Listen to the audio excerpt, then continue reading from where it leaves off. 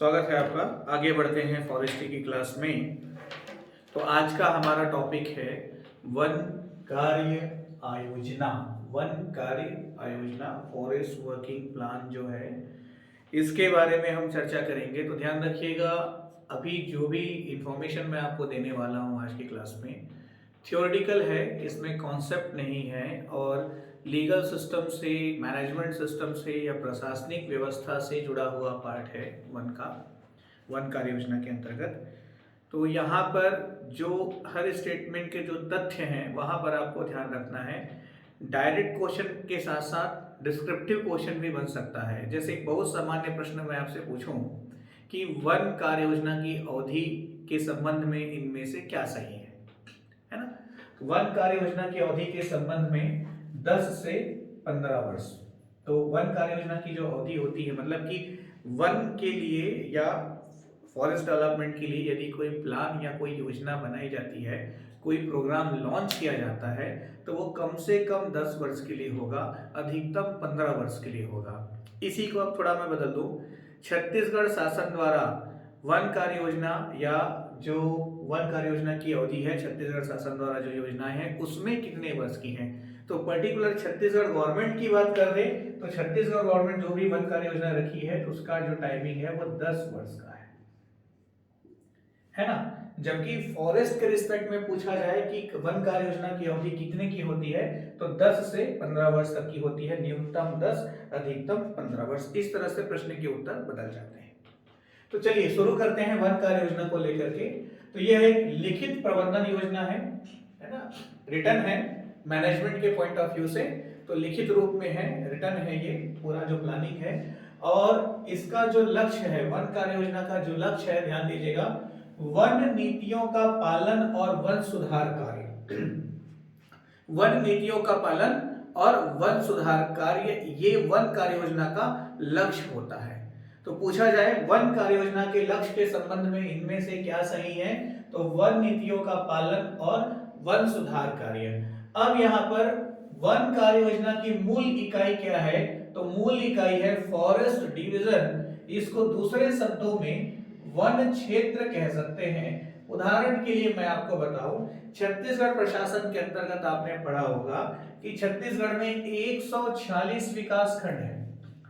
तो विकास खंड का इंपॉर्टेंस क्या है, आपने ये भी देखा होगा कि जिस समय छत्तीसगढ़ राज्य का निर्माण हुआ वर्ष 2000 में, तब भी विकास खंड की संख्या 146 थी और आज भी विकास खंड की संख्या 146 है, जबकि तहसीलों की संख्या बढ़ गई है।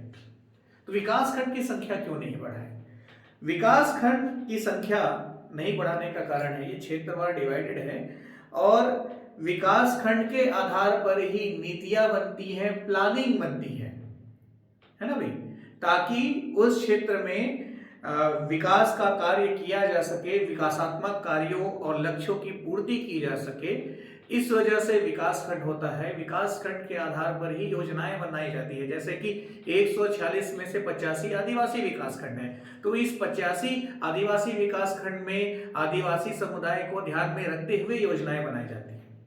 तो जैसे प्रशासनिक दृष्टिकोण से योजना बनाने का आधार विकास खंड होता है, वैसे ही फॉरेस्ट का डिपार्टमेंट में योजना बनाने का जो आधार होता है वो फॉरेस्ट डिवीजन होता है या वन क्षेत्र होता है। इसका आपको ख्याल रखना है। तो इसकी मूल इकाई क्या है, तो फॉरेस्ट डिवीजन है। ये कौन कौन से क्षेत्र में कार्य करता है, आपसे पूछा जाए कि वन कार्य योजना के अंतर्गत किस किस क्षेत्र में कार्य किया जाता है या वन कार्य योजना के अंतर्गत कार्य करने वाले क्षेत्रों के संबंध में इनमें से क्या क्या संबंधित है या क्या क्या संबंधित नहीं है। तो दोनों ही दृष्टिकोण में जो संबंधित है वो हमको पहले अलग करना पड़ता है। तो क्या क्या संबंधित है देखिएगा, वन कार्य योजना के क्षेत्र के अंतर्गत वर्तमान तथ्यों के आधार पर सर्वेक्षण, मूल्यांकन तथा संशोधन करना। ठीक है, वर्तमान तथ्यों के आधार पर सर्वेक्षण, मूल्यांकन तथा संशोधन करना। दूसरा है वन नीति के संदर्भ में तथ्यों का विश्लेषण करना, वन नीति के संबंध में तथ्यों का विश्लेषण करना। और तीसरा है नए तथ्यों का नियंत्रण एवं रख रखाव करना। ये जो है वन कार्य योजना के क्षेत्र हैं। ये 3 क्षेत्रों में कार्य करता है, घुमा फिरा करके ओवरऑल फील्ड में काम करता है। सीधी सीधी बात ये है, उसको शाब्दिक रूप से सिस्टमैटिक बताया गया है। वन कार्य योजना का सूत्रीकरण, फॉर्मुलेशन की हम बात करें तो इसको हम 3 पार्ट में समझ सकते हैं। पहले पार्ट में है मूल योजना। मूल योजना के अंतर्गत ऐसे वन के लिए नया योजना बनाना जहां पहले से कोई योजना ना बना हुआ हो। ध्यान दीजिएगा, सूत्रीकरण फॉर्मुलेशन में 3 पॉइंट इंपॉर्टेंट है, 3 पार्ट्स में इसको देख सकते हैं। पहला पार्ट है मूल योजना। मूल योजना के अंतर्गत ऐसे वन के लिए नई योजनाएं बनाना, नई प्लानिंग्स बनाना, नए प्रोग्राम डिजाइन करना जहां पहले से कोई प्लानिंग प्रोग्रामिंग डिजाइन न की गई हो। सेकंड पार्ट में होता है समाप्त होने के पहले कार्य आयोजना में संशोधन करना। ठीक है, तो ये किस कंडीशन में, जैसे प्राकृतिक आपदा वगैरह हुई, बाढ़ आ गई, भूकंप आ गया, भूस्खलन हो गया, इस क्षेत्र से कोई बड़ा, इस कारण से कोई बड़ा वन क्षेत्र जो है किसी तरह से हानि पहुंच गया, नुकसान हो गया, है ना भाई। तो ऐसे समय में फिर क्या होगा, हमको तत्काल जो पूर्व योजनाएं चल रही थी उसमें कुछ संशोधन करना पड़ेगा। कि भाई जैसे मान लो ज्वालामुखी फट गया, लावा ही बह गया, तो निश्चित तौर पे उस दायरे में जितने भी जीव जंतु आएंगे, जो भी फॉरेस्ट आएगा, वन आएगा, वृक्ष आएगा, वो पूरा नष्ट हो जाएगा, सब कुछ जल जाएगा। तो दोबारा वहां पर फिर प्रोडक्शन स्टार्ट करना है तो एकाएक नहीं हो पाएगा। ठीक है, तो निश्चित तौर पर पहले भूमि को उपजाऊ बनानी होगी, स्वच्छ करना होगा, सब ठीक करना होगा, फिर वापस प्लांटेशन पॉसिबल है। तो इस तरह से मान लो कोई प्राकृतिक आपदा से किसी वन क्षेत्र को नुकसान हो जाए तो चल रही कार्य योजना में संशोधन करना, ये इसका सेकंड पार्ट है।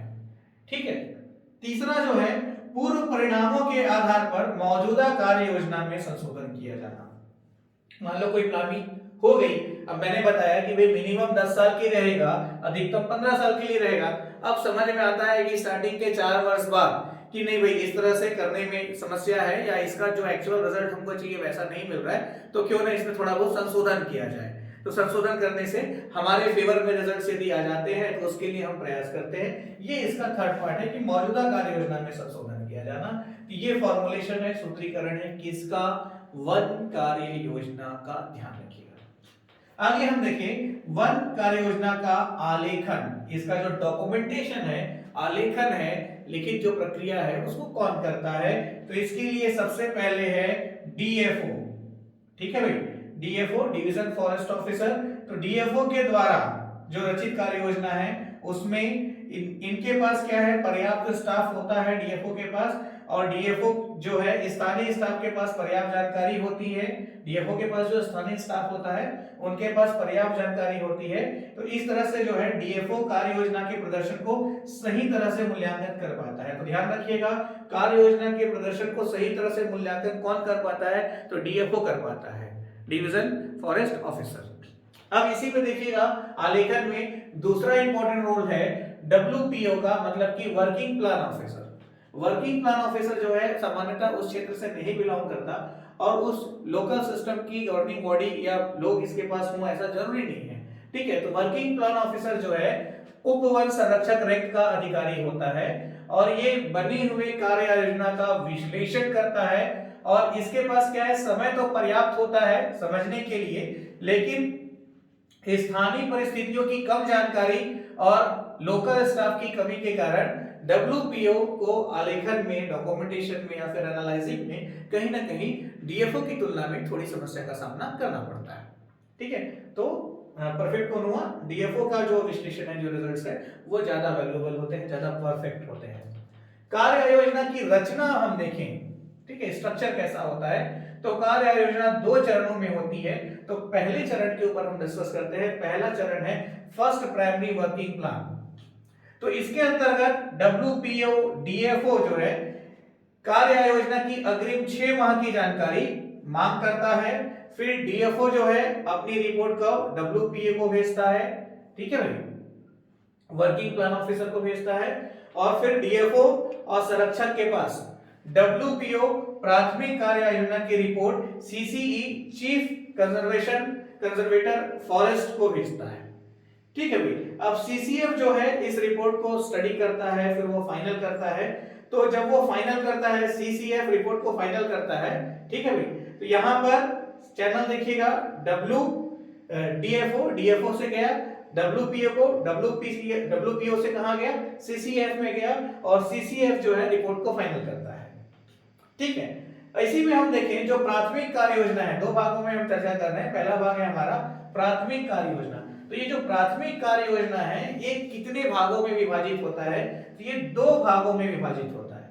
प्राथमिक कार्य योजना दो भागों में विभाजित होता है। ये आपका पार्ट 1 है और ये आपका पार्ट 2 है। तो पार्ट 1 में क्या क्या है, तो देखिएगा पार्ट 1 में चैप्टर 1 में बताया गया है deals with general description of forest, मतलब कि पार्ट 1 में चैप्टर 1 में डेफिनेशंस को बताया हुआ है, सीधी सीधी बात मैं करूं। और चैप्टर 2 में बताया गया है फ्लोरा एंड फौना को, ठीक है, जो वहां के जीव जंतु वगैरह हैं उसको बताया हुआ है। चैप्टर 3 में यूटिलाइजेशन ऑफ फॉरेस्ट प्रोड्यूस, मतलब कि जो वन उत्पाद हैं उसकी उपयोगिता पर जोर दिया गया है चैप्टर 3 में। चैप्टर 4 में बताया गया है deals with forest staff and labour availability in the division, है ना। तो जो फॉरेस्ट डिपार्टमेंट के स्टाफ है और जो लेबर वगैरह है, मजदूर हैं, उनके ऊपर चैप्टर 4 बेस्ड है। चैप्टर 5 में है deals with past system management, है ना भाई। जो चैप्टर 5 है उसमें जो पुराना मैनेजमेंट सिस्टम था उसको बताया हुआ है। और चैप्टर 6 में deals with static of yield and growth, मतलब कि यहां पर डेटा बेस्ड एनालिसिस जो है वो किया जाता है चैप्टर 6 के अंतर्गत। ये आपका पार्ट 1 हुआ। तो यहां पर ये ध्यान रखना है कि पार्ट 1 में क्या क्या शामिल है, कहां पर, जब प्राथमिक कार्य योजना का निर्माण होता है। तो प्राथमिक कार्य योजना के अंतर्गत पार्ट 1 में ये 6 चैप्टर है जो अभी हमने आपको बताया। फिर वैसे ही प्राथमिक कार्य योजना का जो दूसरा भाग है पार्ट 2, उसमें क्या क्या है, तो इसमें है deals with future forest management prescription, ठीक है। तो भविष्य के दृष्टिकोण से जहां पर डील करना है, जहां पर काम करना है, वो पार्ट 2 में है। ये दो चैप्टर्स में डिवाइडेड है, चैप्टर 1 चैप्टर 2। चैप्टर 1 में है deals with basic of proposals and object of management, जो प्रपोजल का आधार होगा और जो मैनेजमेंट का उद्देश्य होगा वो चैप्टर 1 में है। और चैप्टर 2 में है deals with constitution of working circle, मतलब कि जिस तरह से जो कार्य प्रणाली है, जो वर्किंग सर्कल है, वो जिस तरह से जिन नियमों के तहत कार्य करेगा वो आपका चैप्टर 2 में है। तो इस तरह से हमारा कार्य योजना की रचना जो 2 चरणों में होती है। तो पहला चरण समाप्त हुआ, दूसरे चरण को लेकर के हम अगले कंटेंट में डिस्कस करेंगे। एक छोटी सी जानकारी है आप लोगों के लिए, जो भी students ACF ranger paper 1 paper 2 की ऑनलाइन या ऑफलाइन क्लासेस ज्वाइन करना चाहते हैं, तो ऑनलाइन क्लासेस के लिए आप गूगल प्ले स्टोर से the CGPSC coach app download करके स्टोर में जा सकते हैं। काफी कम फीस के साथ आपको कोर्सेज प्रोवाइड की गई हैं। और ऑफलाइन क्लासेस को लेकर के इस दिए गए नंबर्स पे आप कॉल करके या व्हाट्सएप करके इंफॉर्मेशन कलेक्ट कर सकते हैं। Wish you all the best, thank you very much.